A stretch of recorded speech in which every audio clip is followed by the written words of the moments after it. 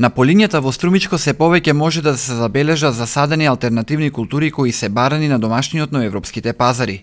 Една од нив е аронијата, зрнесто растение богато со витамини кое во последните неколку години е барана во здравата исхрана. Божидар Трајков неколку години одгледува органска аронија. Вели дека заработката е добра, но на што е побитно е барана на пазарите. Па да, имам околу пола декар аронија, веќе 6-та година.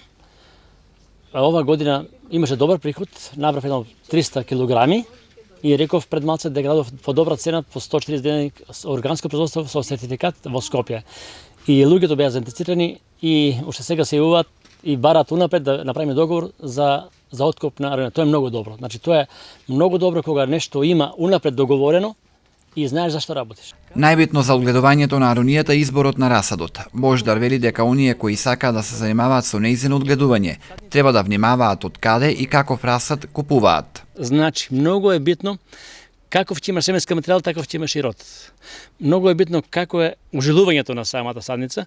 Ова садница е ланска, ужилување и право е на род. Значи сега во самата садница веќе едногодишна има род, а не ли да се стави во нива ќе има уште повеќе род. Иако знаеме дека секоја садница, секоја дрвце раѓа на 3 години. Многу е битно. Исто така е битно и почвата како се зема за самата садница. Ако има добра почва, ќе имаме и добра корен систем. Ова е хумус од леска и папрат со овшко ѓубре 30% и 70% хумус и 10% песок да може да има порозност за да може да пуште жила. Аронијата потекнува од Америка. Светската здравствена организација ја прогласи за супер храна поради лековитото дејство. Нутриционистите ја препорачуваат како лек за срцеви заболувања, панкреас и тироидна жлезда, бидејќи во себе содржи многу витамини и микроорганизми.